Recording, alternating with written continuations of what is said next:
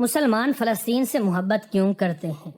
ناظرین، دنیا بھر کے مسلمان فلسطین سے کیوں محبت کرتے ہیں؟ فلسطین کو اسلامی تاریخ میں کیا مقام حاصل ہے؟ اس مقدس سرزمین کے بارے میں آج آپ کو کچھ ایسی ایمان افروز معلومات فراہم کی جائیں گی جو کہ یقیناً آپ کے علم میں اضافے کا باعث ہوں گی، لہٰذا ویڈیو کو آخر تک ضرور دیکھیں۔ نمبر 1، فلسطین انبیاء علیہ السلام کا مسکن اور سرزمین رہی ہے۔ نمبر 2، حضرت ابراہیم علیہ السلام نے فلسطین کی طرف ہجرت فرمائی تھی۔ نمبر 3، اللہ تعالیٰ نے حضرت لوط علیہ السلام کو اس عذاب سے نجات دی جو ان کی قوم پر اس جگہ یعنی فلسطین میں نازل ہوا تھا۔ نمبر 4، حضرت داؤد علیہ السلام نے اسی سرزمین پر اپنی رہائش رکھی اور یہیں اپنا ایک محراب بھی تعمیر فرمایا۔ نمبر 5، حضرت سلیمان علیہ السلام اسی ملک میں بیٹھ کر ساری دنیا پر حکومت فرمایا کرتے تھے۔ نمبر 6، چونٹی کا وہ مشہور قصہ جس میں ایک چونٹی نے اپنی باقی ساتھیوں سے کہا تھا کہ اے چونٹیوں، اپنے بلوں میں گھس جاؤ، یہیں اس ملک میں واقع اسکلان شہر کی ایک وادی میں پیش آیا تھا جس کا نام بعد میں وادی نمل یعنی چونٹیوں کی وادی رکھ دیا گیا۔ نمبر 7، حضرت زکریا علیہ السلام کا محراب بھی اسی شہر میں واقع ہے۔ نمبر 8، حضرت موسیٰ علیہ السلام نے اسی ملک کے بارے میں اپنے ساتھیوں سے کہا تھا کہ اس مقدس شہر میں داخل ہو جاؤ۔ آپ نے اس شہر کو مقدس اس شہر کے شرک سے پاک ہونے اور انبیاء علیہ السلام کا مسکن ہونے کی وجہ سے کہا تھا۔ نمبر 9، اس شہر میں کئی معجزات وقوع پذیر ہوئے جن میں ایک کنواری بی بی حضرت مریم علیہ السلام کے بطن سے حضرت عیسیٰ علیہ السلام کی ولادت مبارکہ بھی ایک معجزہ ہے۔ نمبر 10، حضرت عیسیٰ علیہ السلام کو جب آپ کی قوم نے قتل کرنا چاہا تو اللہ تبارک و تعالیٰ نے آپ کو اسی شہر سے آسمان پر اٹھا لیا تھا۔ نمبر 11، ولادت کے بعد جب عورت اپنی جسمانی کمزوری کی انتہا پر ہوتی ہے، ایسی حالت میں بی بی مریم سلام اللہ علیہ کا کھجور کے تنے کو ہلا دینا بھی ایک معجزہ الہی ہے جو کہ فلسطین میں ہی پیش آیا تھا۔ نمبر 12، قیامت کی علامات میں سے ایک حضرت عیسیٰ علیہ السلام کا زمین پر واپس تشریف لانا اسی شہر کے مقام سفید مینار کے پاس ہوگا۔ نمبر 13، اسی شہر کے ہی مقام باب لد پر حضرت عیسیٰ علیہ السلام مسیح دجال کو قتل کریں گے۔ نمبر 14، بعض روایات کے مطابق فلسطین ہی ارض محشر ہے۔ نمبر 15، اسی شہر سے ہی یاجوج و ماجوج کا زمین میں قتال اور فساد کا کام شروع ہوگا۔ نمبر 16، اسی شہر میں وقوع پذیر ہونے والے قصوں میں ایک قصہ طالوت اور جالوت کا بھی ہے۔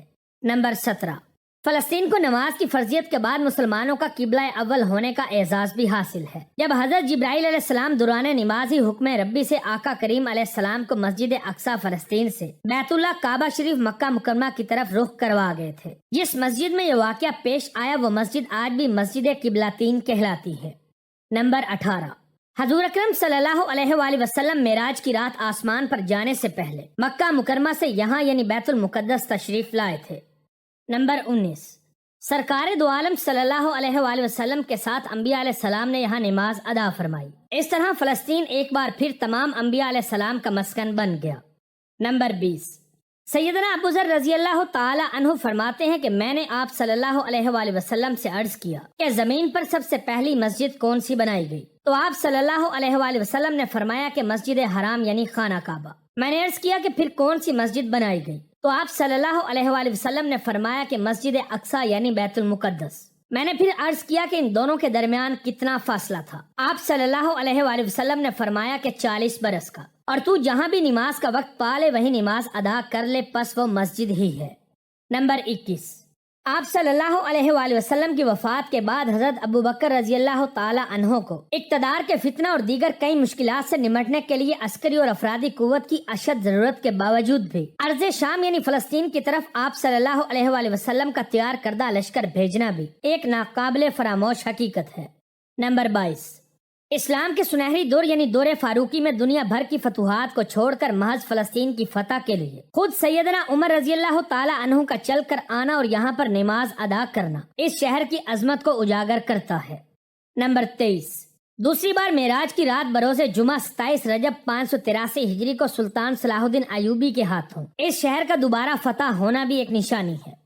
نمبر 24، بیت المقدس کا نام قدس قرآن مجید فرقان حمید سے پہلے تک ہوا کرتا تھا۔ قرآن پاک نازل ہوا تو اس کا نام مسجد اقصی رکھا گیا۔ قدس اس شہر کی اس تقدیس کی وجہ سے ہے جو اسے دوسرے شہروں سے ممتاز کرتی ہے۔ اس شہر کے اصول اور اسے رومیوں کے ظلم و ستم سے بچانے کے لیے 5000 سے زیادہ صحابہ کرام نے جام شہادت نوش فرمایا، اور شہادت کا باب آج تک بند نہیں ہوا، یہ سلسلہ ابھی تک چل رہا ہے۔ یہ شہر اس طرح شہیدوں کا شہر بھی کہلاتا ہے۔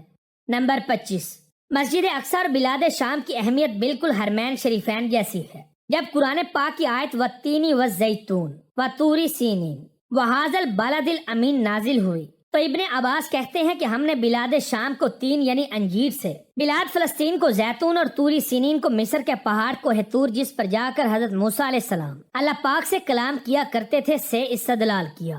نمبر 26، قرآن پاک کی تعلیمات کے مطابق امت محمدیہ صلی اللہ علیہ وآلہ وسلم ہی حقیقت میں اس مقدس سرزمین فلسطین کی وارث ہے۔ نمبر 27، فلسطین کی عظمت کا اندازہ آپ اس بات سے بھی لگا سکتے ہیں کہ یہاں پر پڑھی جانے والی ہر نماز کا اجر 500 گنا بڑھا کر دیا جاتا ہے۔ تو ناظرین، امید ہے ہماری آج کی یہ ویڈیو بھی آپ لوگوں کو ضرور پسند آئی ہوگی۔ ویڈیو اچھی لگے تو اسے اپنے دوستوں کے ساتھ فیس بک، واٹس ایپ اور دیگر سوشل میڈیا سائٹس پر بھی شیئر کریں تاکہ ہماری حوصلہ افزائی ہو سکے۔ آج کی ویڈیو میں بس اتنا ہی، ملتے ہیں اگلی ویڈیو میں، تب تک اپنا اور اپنے پیاروں کا خاص خیال رکھیں۔